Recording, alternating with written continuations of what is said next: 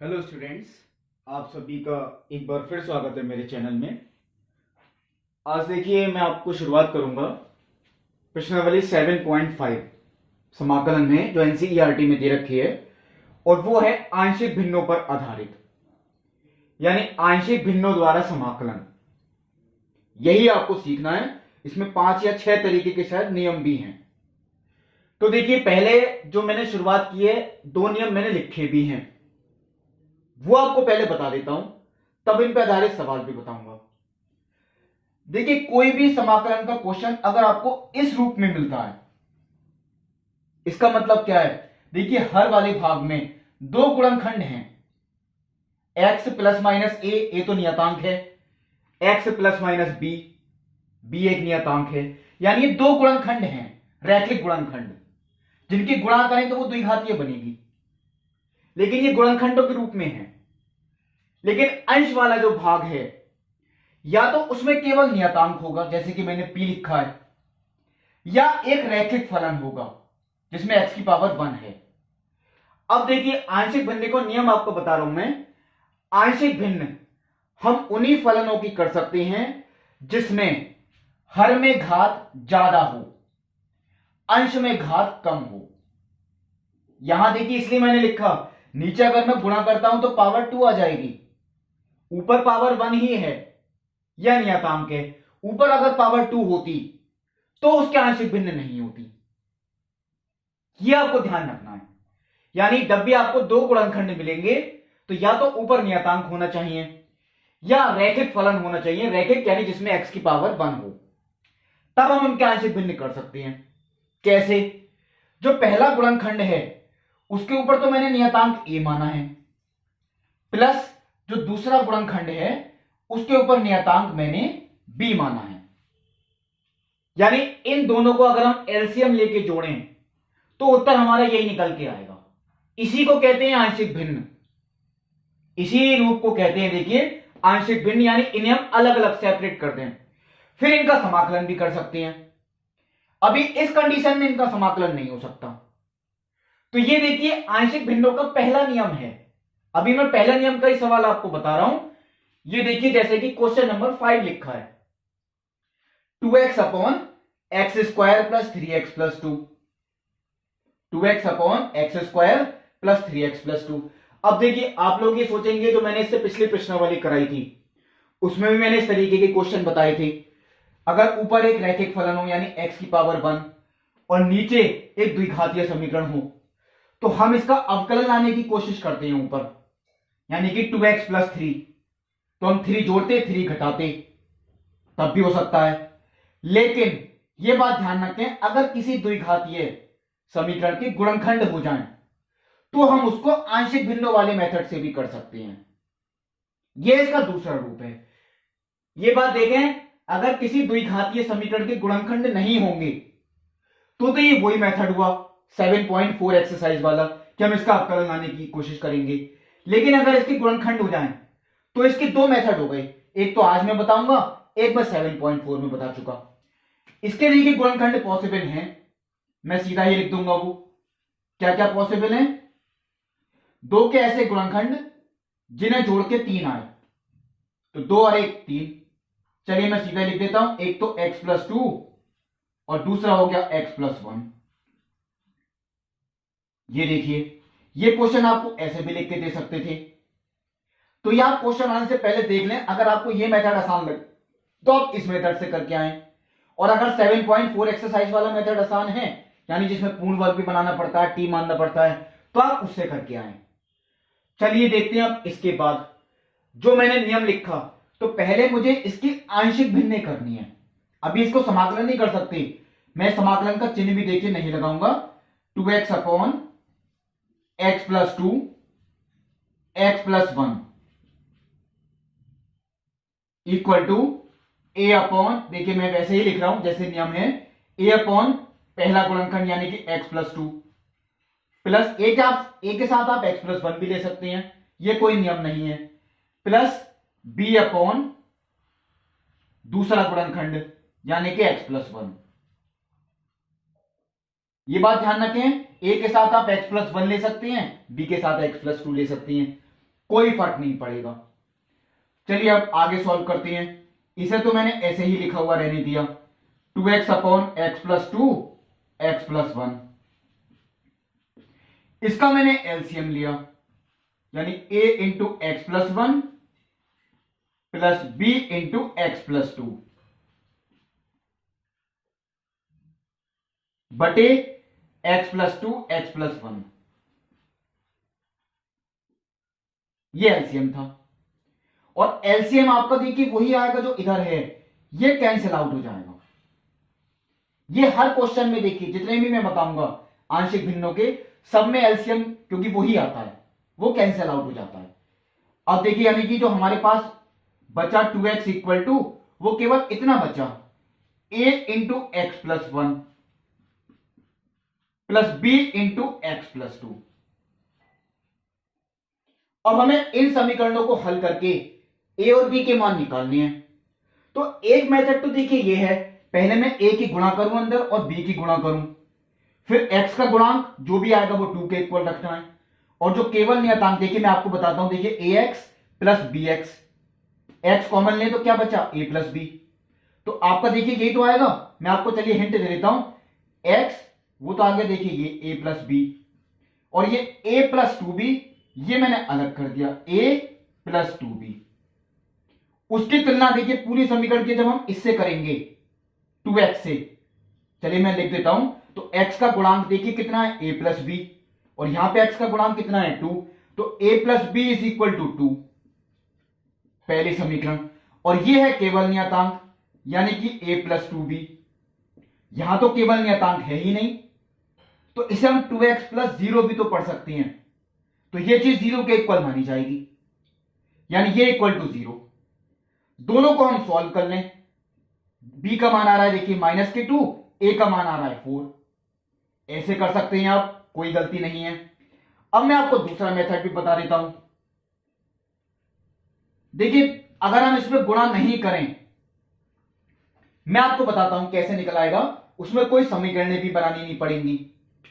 देखिए ये वाली जो ब्रैकेट है ये कितनी है x प्लस 2। अगर मैं इसे इक्वल टू 0 रखता हूं, x plus 2 is equal to 0, तो x का मान कितना निकल के आएगा माइनस के 2। तो हम यहां सीधा लिख देंगे x इक्वल टू माइनस 2 रखने पर।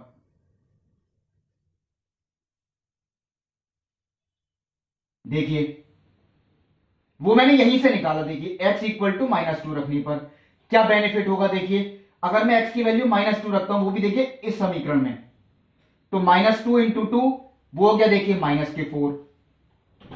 x की वैल्यू माइनस 2 रखता हूं, यहां पे अगर मैंने रखी equal to minus 2 plus 1 minus के 1, तो माइनस के 1 इंटू ए माइनस के ए।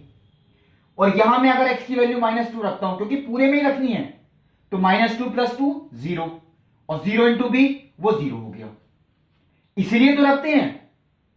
सीधा सीधा देखिए a का मान निकल के आ गया 4, यानी a का मान जो आपका निकल के आया वो मैं लिख देता हूं यहां पे a इज इक्वल टू देखिए आ गया 4। कोई समीकरण बनी ही नहीं, और वही उत्तर आ रहा है, देखिए पिछली बार भी आ रहा था अभी। अब पता है b का मान कैसे निकालें, तो ये दूसरा गुणनखंड है, हम इसे भी 0 के इक्वल रखें, यानी x plus 1 is equal to 0, तो x का मान कितना आएगा माइनस 1। अब हम माइनस 1 रखेंगे, यानी x is equal to minus के 1 रखने पर। अगर हम माइनस 1 रखें देखिए यहां पे, तो 2 इंटू माइनस 1 माइनस के 2, माइनस 1 प्लस 1 0, और 0 इंटू ए देखिए अब की बार ये 0 हो गया, और माइनस 1 यहां रखते हैं, तो 2 माइनस 1 1, और 1 इंटू बी वो बी ही हो गया। तो बी की वैल्यू देखिए वही आई जो मैंने आपको पिछली बार निकाल के दिखाई थी, यानी b is equal to minus के 2। तो देखिए जो मेथड आपको आसान लगे आप उससे करके आए। इसमें समीकरण बनाने की जरूरत नहीं पड़ी, उसमें समीकरण बन रही थी। हमारे दोनों मान निकल के आए, ए का मान भी निकल के आया, बी का मान भी निकल के आया। अब आप देखिए सोचेंगे इसके बाद क्या करेंगे, तो देखिए इसके बाद हमें क्वेश्चन दोबारा कॉपी करना है, इसलिए मैंने यहां से नंबरिंग मिटा दी। जो क्वेश्चन आपको दे रखा है उसे दोबारा कॉपी करना है, चाहे यहां से कॉपी कर लें चाहे यहां से, इससे चलिए कोई फर्क नहीं पड़ता। मैंने चलिए यहीं से कॉपी रहने दिया, इक्वल टू वो भी चलिए आपने ऐसे कॉपी कर दिया दोबारा। अब आता है इसके बाद हमने देखिए इस चीज को जो ब्रेक किया है वो इसी में तो किया, तो इस पूरे फलन को हम इस रूप में लिख देंगे, यानी a upon x plus two plus b upon x plus one. बस a और b के आपको मान लिखने हैं यहां पे, यही तो चीज थी। देखिए a upon x plus two plus b upon x plus one, बस a का मान a की जगह लिख देंगे यानी 4, और b का मान b की जगह यानी -k2। अब मैं देखिए इसके बाद लिख के दिखा रहा हूं a upon x plus to और b upon x plus one. चलिए मैंने a का मान नहीं हटाया क्योंकि a का मान देखिए यहां लिखा हुआ है, वो चलिए बाद में हटा दूंगा। देखिए इज इक्वल टू इसी के बाद में लिख रहा हूं a upon x plus to, चलिए मैं सेपरेट भी कर दूंगा, प्लस b यानी कि -2 अपॉन एक्स प्लस वन। ये देखिए अब हम इनका समाकलन कर सकते हैं, यानी देखिए इस फलन को हमने आंशिक भिन्नों के रूप में लिख दिया, इन्हीं को कहते हैं आंशिक भिन्ने, और अब इनका समाकलन भी हो जाएगा। कैसे, वो मैंने आपको देखिए बताया था पहले, चलिए फिर एक बार बता देता हूं। 4 तो नियतांक है, ये x की पावर कितनी है, अब तो ऊपर 1 ही बचा, तो ये 1 अपॉन एक्स प्लस टू है। ये x की पावर कितनी है 1, हम इसे पूरे को x मान सकते हैं। 1 अपॉन एक्स का समाकलन log x, देखिए ये लिख दिया मैंने, और x का गुणांक कितना है 1 बटे में आएगा, कोई फर्क नहीं पड़ने वाला। -2 मैंने बाहर लिया, 1 अपॉन एक्स प्लस वन, इसमें भी x की पावर 1 है, x मान सकते हैं। 1 अपॉन एक्स का समाकलन log x, ये आ गया समाकलन कंप्लीट। x का गुणांक बटे में आता लेकिन उससे कोई फर्क नहीं पड़ेगा, प्लस c, ये उत्तर हो गया। तो ये आंशिक भिन्नों वाला मेथड था, यानी इस फलन का समाकलन हमने देखिए ये निकाला, ये भी ठीक है बिल्कुल। हां अब आप एक बात और सोचें, कभी कभी इस उत्तर को ऐसे नहीं छोड़ते, ये किसी और रूप में बदल देते हैं। कैसे, ये उत्तर बिल्कुल ठीक है, अब मैं बता रहा हूं इसका दूसरा रूप क्या था। लॉग में जो बाईं तरफ नंबर होता है वो घात में जाता है, यानी इसे हम देखिए यही तो लिख सकते हैं log x प्लस टू की पावर 4 माइनस ये भी नंबर ऊपर जाएगा घात में, यानी log x प्लस वन का whole square, log m minus log n, log m बटे n, यानी x प्लस टू की power 4 upon x plus one का होल स्क्वायर। ये देखिए आपका उत्तर यहां बिल्कुल ठीक है, लेकिन बाय चांस अगर सिद्ध करने के लिए दे दे तो कभी कभी यहां तक भी दे देते हैं। ये उत्तर बिल्कुल ठीक है। तो ये देखिए मैंने आपको बताया, ये था आंशिक भिन्नों वाला पहला क्वेश्चन। अब देखिए मैं आपको ऐसा क्वेश्चन बताऊंगा जिसमें 3 गुणनखंड होंगे। तो देखिए मैंने अब आपके सामने जो क्वेश्चन लिखा है उसमें 3 गुणनखंड हैं, यानी 3x minus one upon x minus one, x minus two, x minus three. तो चलिए पहले इसका नियम भी देख लेते हैं। यह भी वैसे ऊपर वाले नियम की तरह ही है, कोई खास डिफरेंस नहीं था, क्योंकि यहां टोटल 3 गुणनखंड हैं। अगर हम इन तीनों की गुणा कर दें तो x की पावर 3 आएगी, इसका मतलब ऊपर x की पावर 3 से कम होनी चाहिए, यानी कि x स्क्वायर तक हो सकती है, या तो केवल नियतांक हो, या x की पावर 1 हो सकती है, या x स्क्वायर का कोई फलन हो सकता है, x क्यूब का नहीं हो सकता, क्योंकि आंशिक भिन्नों का नियम है जितनी पावर नीचे है उससे कम पावर ऊपर होनी चाहिए, तब हम उसके आंशिक भिन्न कर सकते हैं।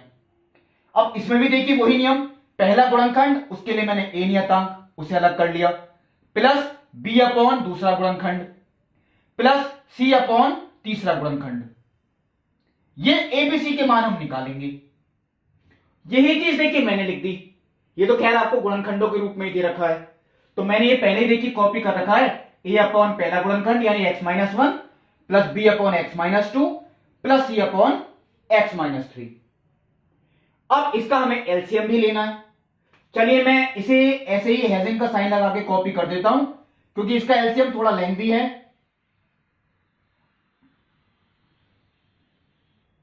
इसके एलसीएम में देखिए तीनों ही गुणनखंड आएंगे, x-1, x-2, x-3। अब x-1 से तो ये कैंसिल, बचे दोनों वो तो a के साथ गुणा में आ गए, यानी a into x-2 x-3 plus b into x-1 x-3 plus c into x-1 x-2।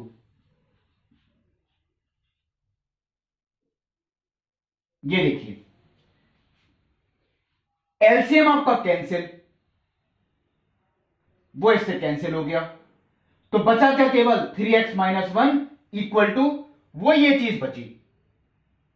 आप समझ सकते हैं एलसीएम लिया, एलसीएम इधर से कैंसिल, तो हमारे पास जो बचा, अब देखिए मैं लिख देता हूं, हमारे पास बचा केवल 3x-1 इक्वल टू ये चीज देखिए हट गई क्योंकि ये कैंसिल हो गई, और ऊपर ये अंश वाला भाग ही बचा।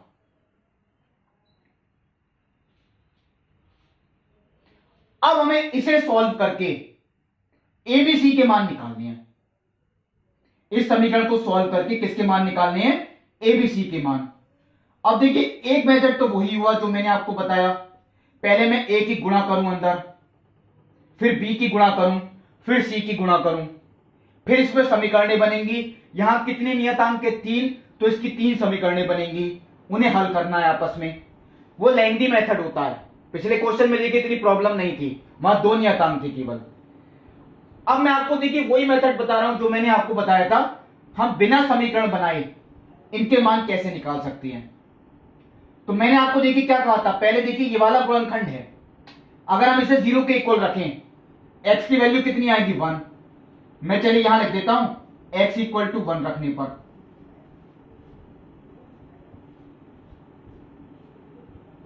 चलिए 1 रखते हैं, अगर x की वैल्यू मैंने 1 रखी तो 3 इंटू 1 3 माइनस 1 2 इक्वल टू, देखिए 1 मैंने यहां रखी तो a इंटू, चलिए आपके सामने लिखता हूं 1 minus 2 minus 1 minus 3 minus 2 plus, अब 1 मैंने यहां रखी तो 1 माइनस 1 0, और 0 की किसी से मल्टीप्लाई कर लें 0 ही हो गया।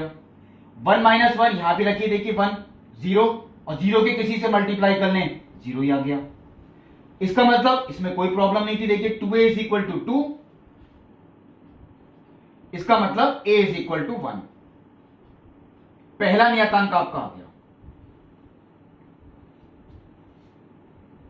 अब आता है दूसरे नियतांक की बात, x minus 2 is equal to 0, तो यानी x इक्वल टू 2 रखने पर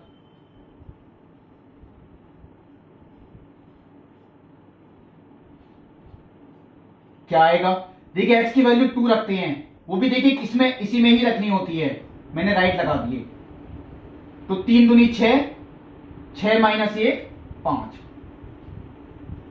देखिए 2 रखे हैं तो 2 माइनस 2 0, और 0 की किसी से मल्टीप्लाई कर लें 0, 2 यहां रखें तो 2 माइनस 1 1, 2 माइनस 3 माइनस की 1, और 2 अगर इसमें भी रखें तो 2 माइनस 2 0, 0 की किसी से मल्टीप्लाई कर लें 0। आगे देखते हैं, माइनस के 1 इंटू बी यानी माइनस के बी इक्वल टू 5, देखिए बी की वैल्यू भी निकल आई।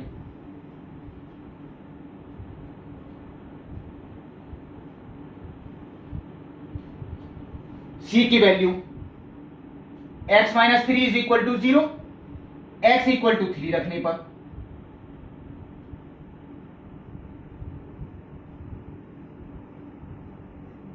चलिए अब देखते हैं, 3 3 9, 9 माइनस 1, वो देखिए 8 बचा। देखिए 3 रखता हूं तो 3 माइनस 3 0, ये पूरा 0 हो गया, 3 माइनस 3 0, ये भी पूरा 0 हो गया। ये नहीं होगा, आपकी बार सी का मान निकलेगा, 3 माइनस 1 2, 3 माइनस 2 1, तो 2c इज इक्वल टू 8, इसका मतलब यह हुआ c इज इक्वल टू 4। तीनों मान आपके निकल आए बिना समीकरण बनाए। आप गुणा करते, समीकरण बनाते, उन्हें हल करते, टाइम बहुत वेस्ट होता। ये मेथड देखिए सिंपल भी लगता है और टाइम भी कम है इसमें। अब हमने तीनों मान निकाल लिए।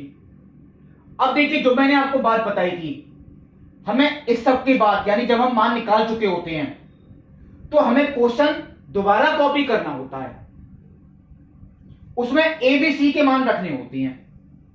चलिए मैं आपके सामने क्वेश्चन तो देखिए समझिए ये हो गया। इसके बाद मुझे, क्योंकि इस चीज को हमने इस रूप में ब्रेक कर दिया, बस यहां ए बी सी के मान रखने हैं। वही चीज मैं आपको करके दिखा रहा हूं।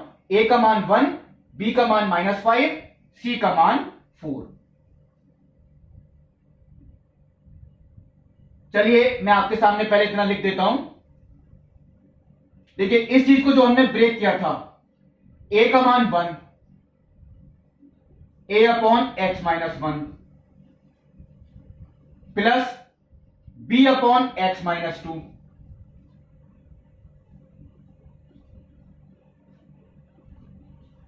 Plus c upon x minus 3।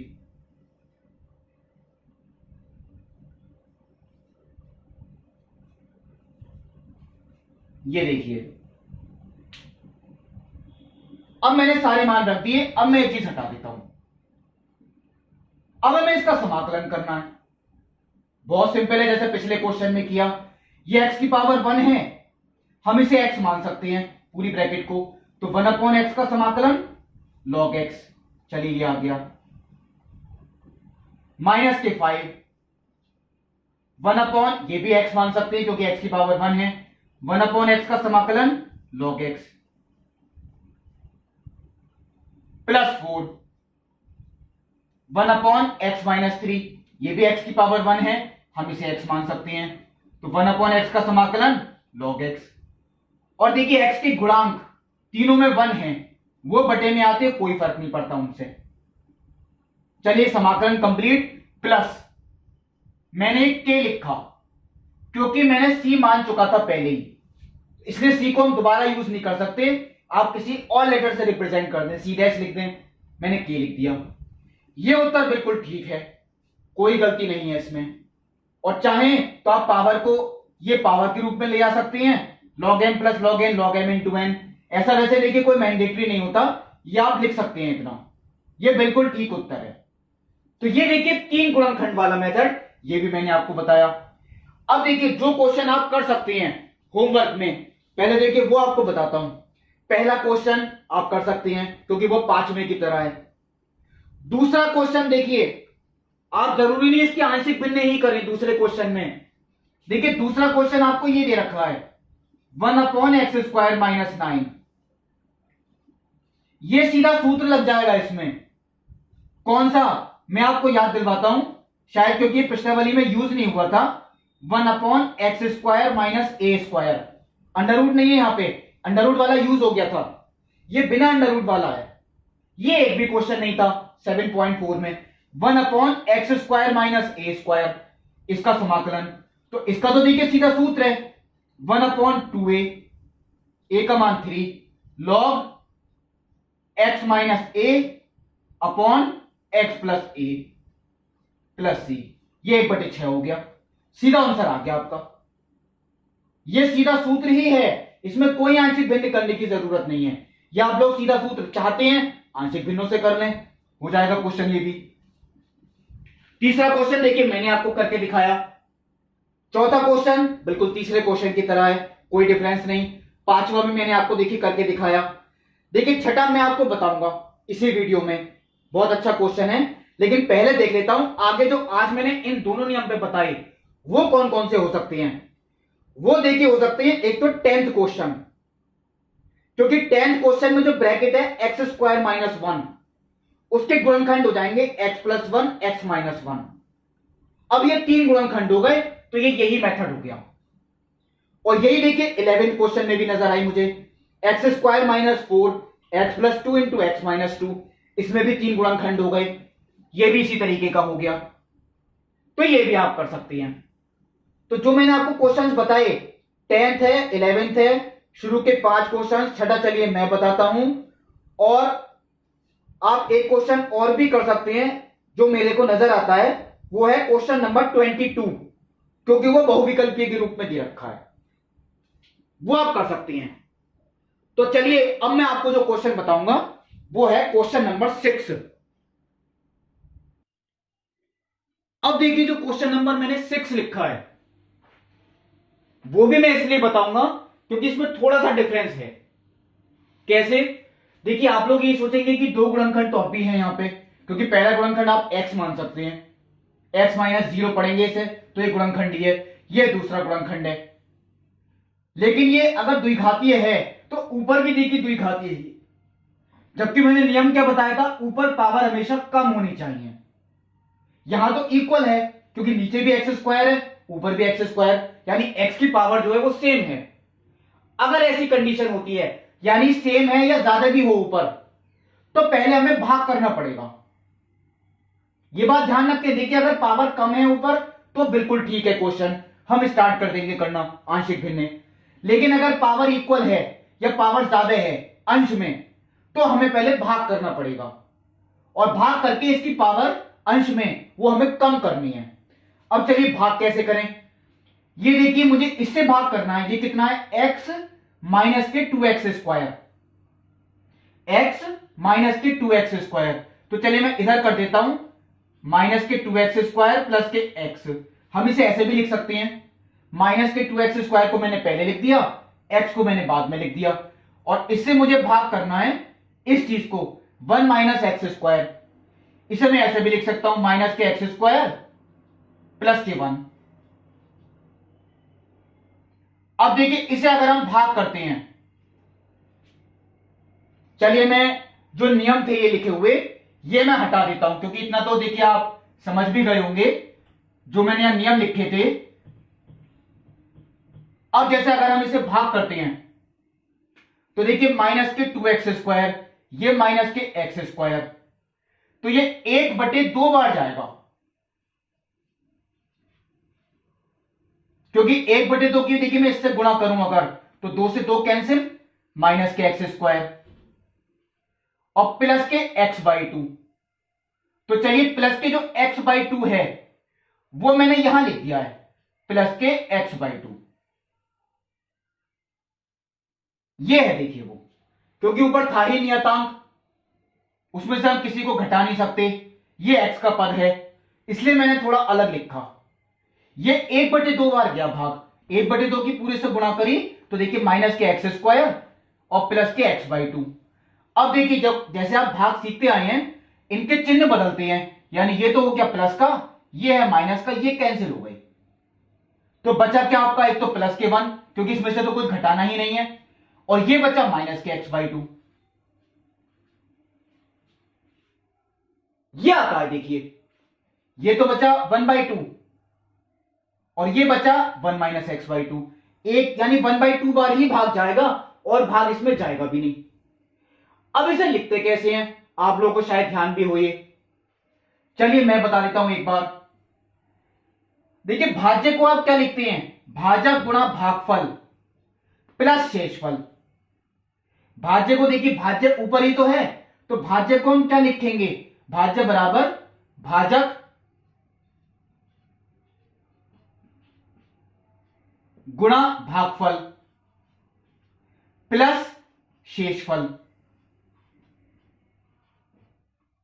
यही थी फिर में जो आप पढ़ते आए 10th में, बटे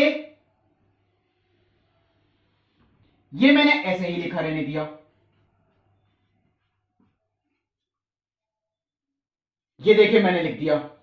अब देखिए अगर मैं इसे सेपरेट करता हूं, चलिए हम सेपरेट भी करें, तो पहले इसके बटे में देखिए ये आएगा, और ये चीज तो सेम है, आप गुणा करके देख लें यही चीज तो है, तो ये तो कैंसिल, बचा क्या 1/2, चलिए मैंने यहां 1/2 लिख दिया, प्लस इसके बटे में ये आएगा, यानी कि 1 माइनस x/2 बटे x इंटू 1 माइनस 2x। ये आ गया देखिए,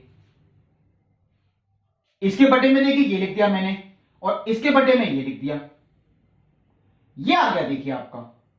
यानी अब हमें इसका समाकलन तो अलग करना है, अब मैंने यहां से सेपरेट कर दिया और इसका समाकलन हमें अलग करना है।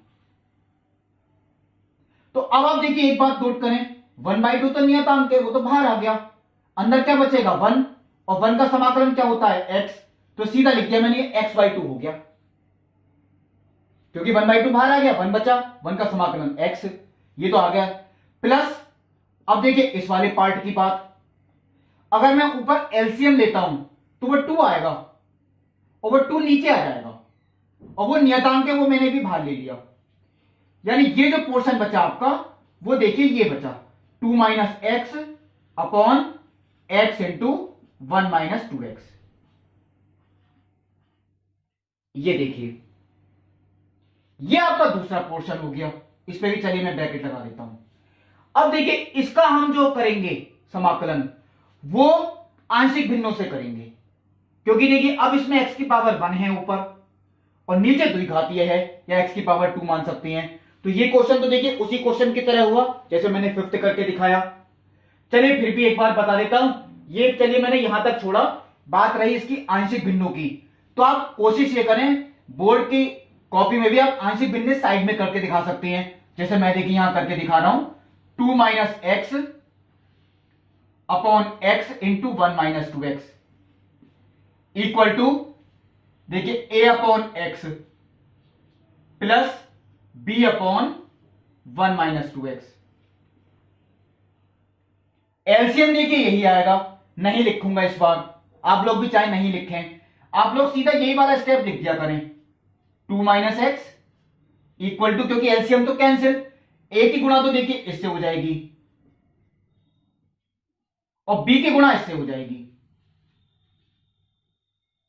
ये देखिए अब हमें a और b के मान निकालने हैं, कैसे, चलिए मैंने आपको जो मेथड बताया था, ये देखिए पहला गुणनखंड है x इक्वल टू 0, ये तो सीधे ही रखना है, देखिए x इक्वल टू 0 रखने पर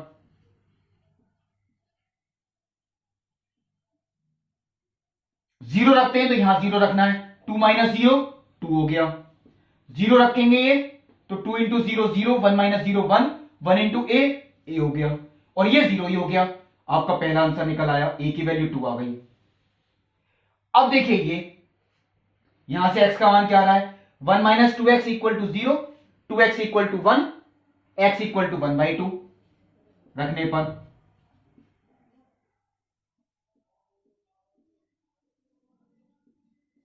अब क्या आएगा, x की वैल्यू अगर 1/2 रखें तो 2 - 1/2 3/2, यहां रखे 1/2 इधर 0 हो गया, चलिए मैं नहीं लिख रहा, और यहां रखते हैं 1/2 तो b इंटू 1/2 वो हो गया b/2, 2 से 2 कैंसिल, ये आपकी देखिए b की वैल्यू भी निकल के आई, यानी b इज इक्वल टू 3। दोनों वैल्यूज हम निकाल चुके। अब आता है देखिए, इसलिए मैंने ये चीज नहीं हटाई थी, ये हम साइड में करके दिखा दें, आपको अभी दोबारा कॉपी करने की जरूरत नहीं। अब देखिए मैं इसका समाकलन जो करूंगा आगे प्लस 1/2, देखिए 1/2 मैंने बाहर लिख के ही बड़ी ब्रैकेट लगा ली, क्योंकि अभी इससे देखिए कोई मतलब नहीं, इस चीज को हमने ब्रेक किया, देखिए वो इस तरीके से, यानी कि a अपॉन एक्स, a का मान कितना है 2, तो एक तो हमें समाकलन करना है 2 अपॉन एक्स का, और b की वैल्यू कितनी है 3 प्लस 3 अपॉन 1 - 2x।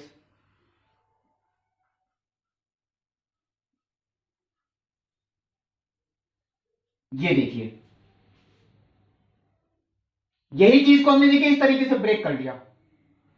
अब आता है समाकलन करने की बात, x अपॉन 2 प्लस 1/2, देखिए 2 नियतांक है, अगर वो बाहर आ जाए तो 1 अपॉन एक्स का समाकलन log x, चलिए मैंने यहां लिख दिया, प्लस 3 नियतांक है,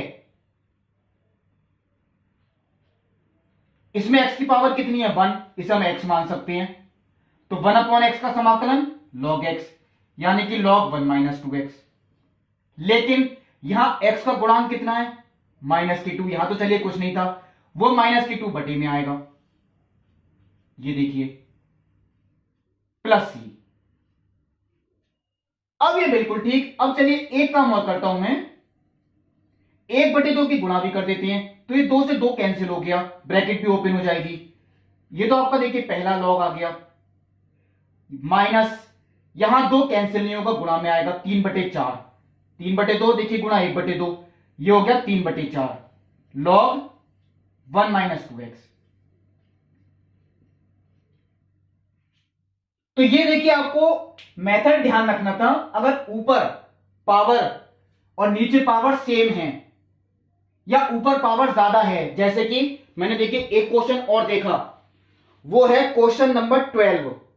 उसमें देखिए अंश में पावर 3 है और हर में पावर कितनी है 2, यानी अंश में पावर ज्यादा है, हर में पावर कम है, तो यहां भी पहले आपको भाग करना पड़ेगा, उसके बाद आंशिक भिन्न होगी।